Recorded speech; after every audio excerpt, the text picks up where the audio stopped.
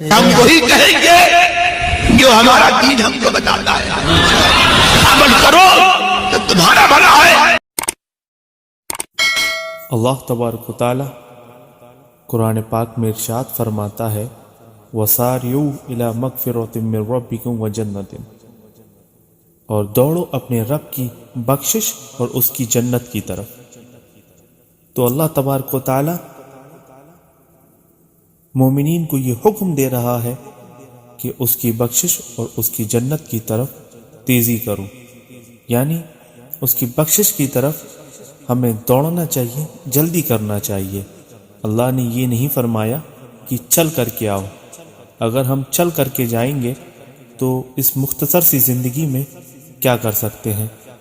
رب تبارک و تعالیٰ کو راضی کرنا ایک بڑا کام ہے، اور بندہ اگر آہستہ آہستہ کرے گا تو بہت مشکل ہے کہ اس چھوٹی سی اس عمر میں اللہ کو راضی کر لے۔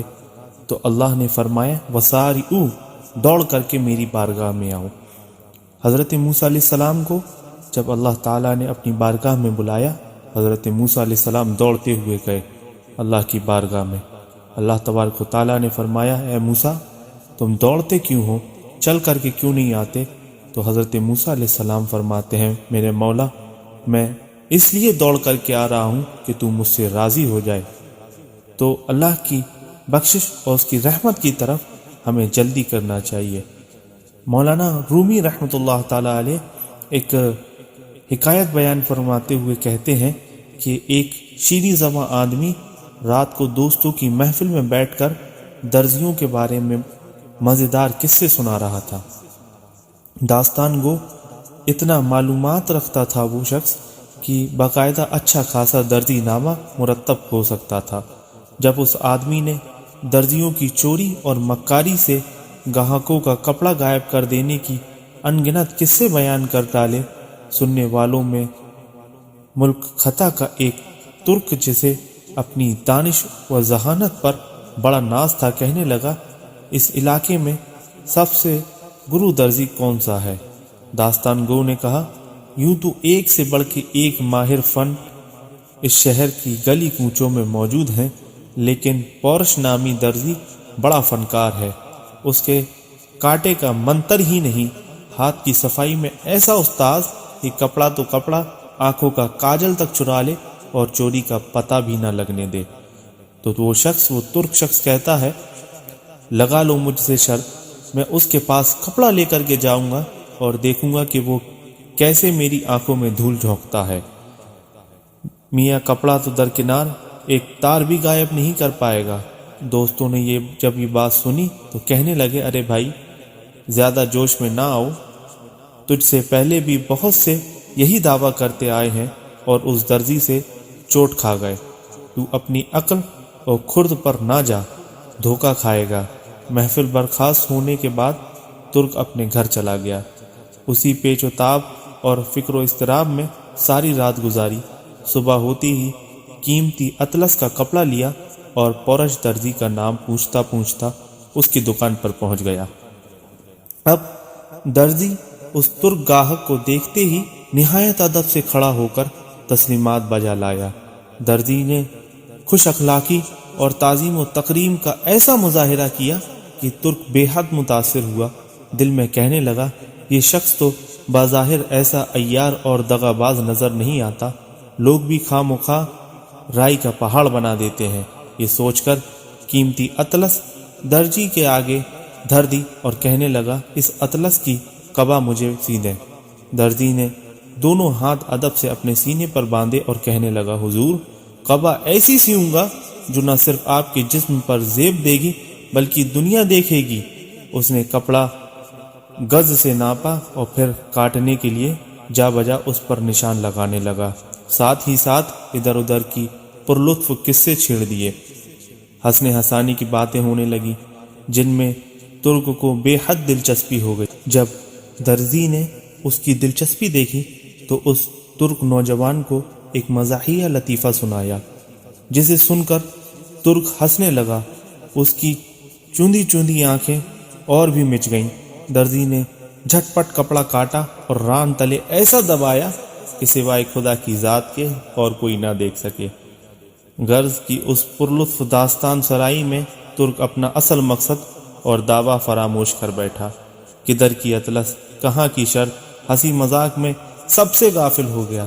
ترک درزی سے کہنے لگا، درزی سے ایسی ہی مزیدار اور بھی باتیں سناؤں۔ درزی نے پھر چرب زبانی کا مظاہرہ کیا۔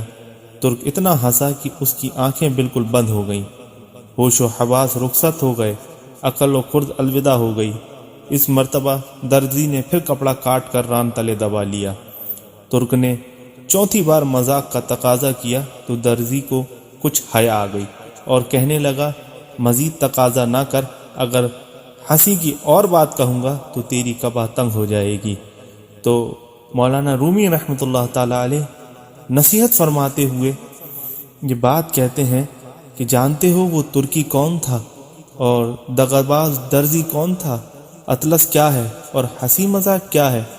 کینچی کیا ہے اور قبا کیا چیز ہے؟ سنو، وہ غافل ترک تیری ذات ہے جسے اپنی عقل و خرد پر بڑا بھروسہ ہے۔ وہ عیار دھوکہ باز درزی یہ دنیا فانی ہے، ہنسی مذاق نفسانی جذبات ہے۔ تیری عمر اطلس پر دن رات درزی کی کینچی کے مانند چل رہی ہے۔ دل لگی کا شوق تیری غفلت ہے۔ اطلس کی قبا تجھے بھلائی اور نیکی کے لیے سلوانی تھی، وہ فضول مذاق اور کہکہوں میں تباہ و برباد ہو گئی۔ اے عزیز، اپنے ہوش و حواس درست کر، ظاہر کو چھوڑ، باطن کی طرف توجہ کر۔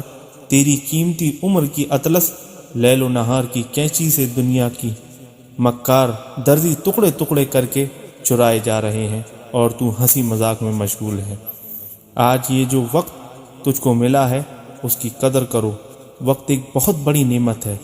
حضور نبی کریم صلی اللہ تبارک و تعالی علیہ وسلم کا فرمان ہے کہ قیامت کے دن سوال ہوں گے، ان میں سے ایک سوال یہ ہے کہ عمر کن کاموں میں صرف کی؟ تو ہم جن کاموں میں اپنا وقت صرف کرتے ہیں اس کا بھی حساب قیامت کے روز لیا جائے گا۔ حضرت امام شافعی رحمۃ اللہ تعالی علیہ فرماتے ہیں، اہل اللہ کی صحبت سے جو بات سیکھنے کو ملی وہ یہ ہے کہ وقت تلوار کی طرح ہے، تم اس کو نیک اعمال سے کاٹو ورنہ فضولیات میں مشغول کر کے وہ تم کو کاٹ دے گا۔ اگر کوئی وقت کی اہمیت کو نظر انداز کرتے ہوئے اسے ضائع کرتا ہے تو جنت میں جانے کے باوجود بھی افسوس کرے گا۔ چنانچہ حدیث پاک میں فرمایا گیا، اہل جنت کو کسی چیز کا بھی افسوس نہیں ہوگا سوائے اس ساعت یعنی اس وقت کے جو اللہ پاک کے ذکر کے بغیر گزر گئی۔ حضرت جنید بغدادی رحمۃ اللہ تعالی علیہ وقت نزا قرآن پاک پڑھ رہے تھے۔ ان سے استفسار کیا گیا، اس وقت میں بھی تلاوت کر رہے ہیں آپ؟